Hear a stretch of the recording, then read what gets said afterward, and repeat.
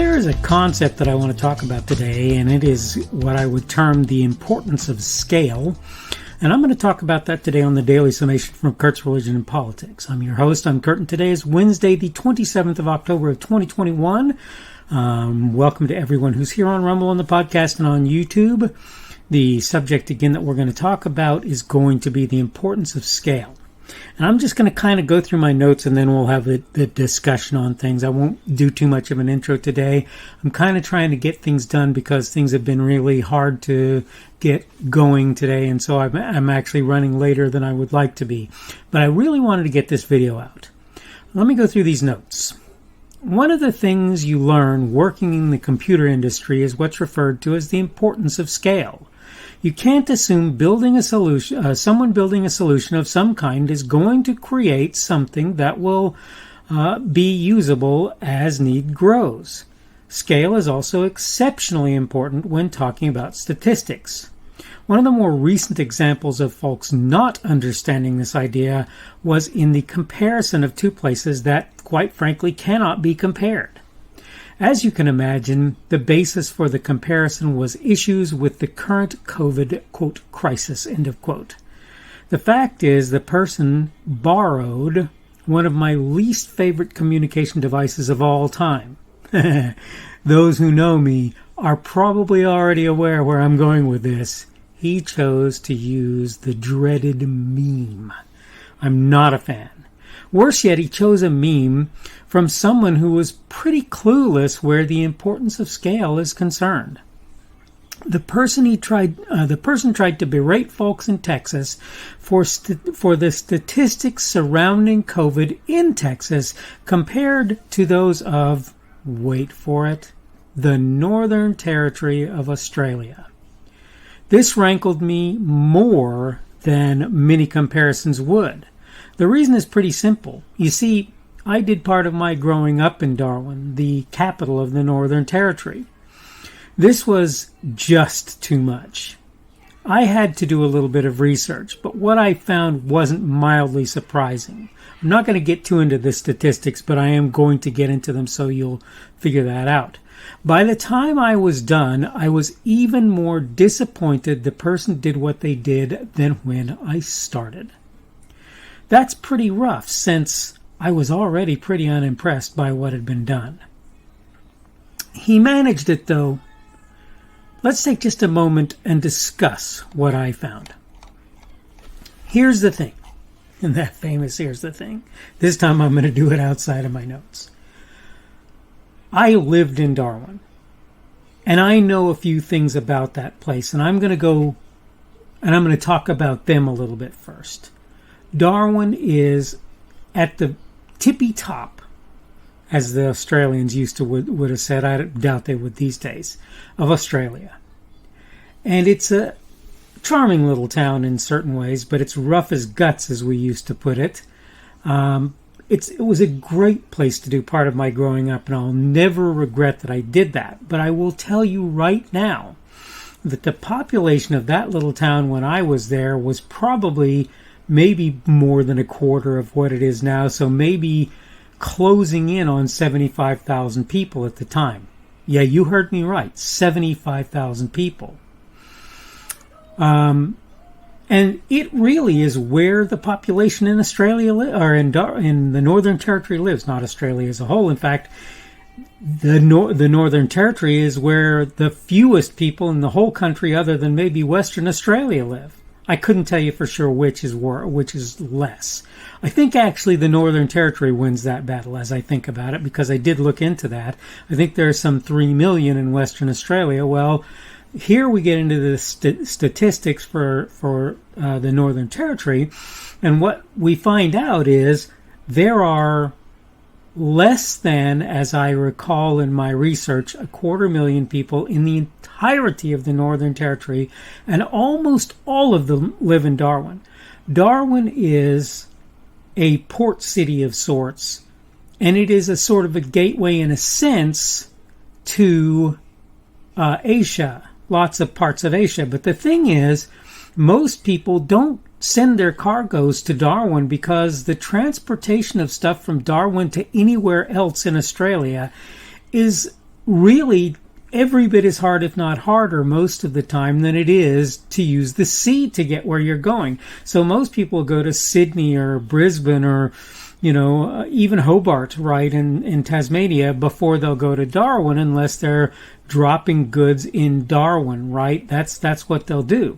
And the reason for that is there's a desert, the Great Australian Desert, that's the center of Australia, and it's a large part of what the Northern Territory is, a large part desert in that realm, okay? The rest of it is tropical, but the number of people, like I say, in the whole, quote, state, and it's not a state, it's a territory, and I think it used to be a territory owned by South Australia, but the point is, that territory has less than 250,000 people in it. Now, I had to do some research, not a lot, and I had some idea already before I started, knowing, for example, that the 8th largest city used to be San Antonio, which people go, really? San Antonio? Yeah, San Antonio. And there are others that I think are as large or larger in Texas than San Antonio. Okay, so I don't remember what the total population of San Antonio was, but I can tell you this. If you look at the current data about Texas, the answer is it has a population of roughly 20 million people. Okay, it doesn't take a genius to do a little bit of math and say, okay, so 20 million, that means 2 million is a tenth of the population of Texas. That means 200,000 is 100th of the population of Texas. Now, wait a second. So we'll do this again. Let's say it's 20 million even. So 20 million, so 2 million is 10%. So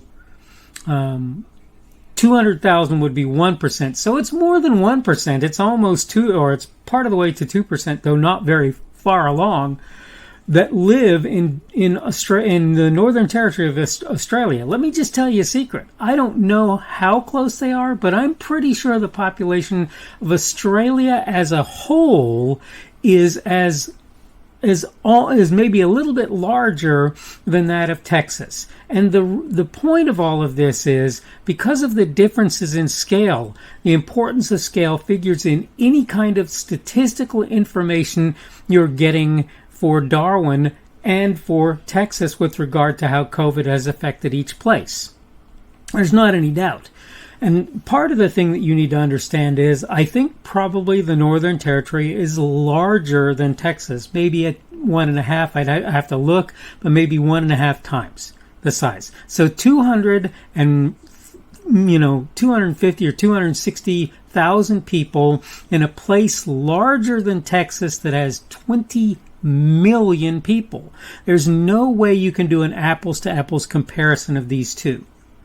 Scale is important, people. When you have somebody who sits around bad-mouthing people in Texas for how they handled COVID when they've got no population to speak of, and they're talking about the fact that, well, we haven't had anybody die. Actually, if you look at the entire United States, the number of people that have died has been pretty small by comparison. I've gone into this before. Of course, again, we don't want to see anybody die. That's the first thing that you want to say, or you want to know at all. I don't care where it is. But the point is, scale is important, and when you fail to consider it, you will make ridiculous comparisons like the one that this individual made. And that's kind of what I wanted to talk about today. Again, I'm kind of flying by the seat of my pants today, so it's maybe not as formal a video as I often do. But I just want for you to understand, when you compare two places, let's say they're even the same size, and one of them has a population of 250,000 people and the other has 20 million people in it, you're not doing an apples to apples comparison unless you do it like per capita comparisons. And they didn't in this meme. I'll just let you know that now. Okay, I need to go ahead and wrap up. This is the Daily Summation from Kurt's Religion and Politics. I'm your host. I'm Kurt, and today is Wednesday, the 27th of October of 2021. That would be the middle of that work week for many people. Tomorrow will be Thursday, moving ever closer towards the weekend, the 28th of October of 2021 tomorrow. And I wanted to thank everyone who's here on Rumble, on the podcast, and on YouTube. Thank you for coming along. Remember, Rumble is my preferred platform. The subject for today has been the importance of scale, and tomorrow we're going to talk about a subject that I think really needs discussed, and it is not emulating them. There are certain people, I'm sorry, I don't care how successful they are at what they're doing, I'm not about to emulate those individuals, and we're going to talk about that a little bit more tomorrow. Hope you're having a good day today. Hope everything is going well for you, and hopefully we will see you again on Thursday's edition of the Daily Summation from Kurt's Religion and Politics. The speaker on this edition of the Daily Summation is Kurt Schubert. This video was recorded on Wednesday, the 27th of October of 2021. The Daily Summation is created for Kurt's Religion and Politics.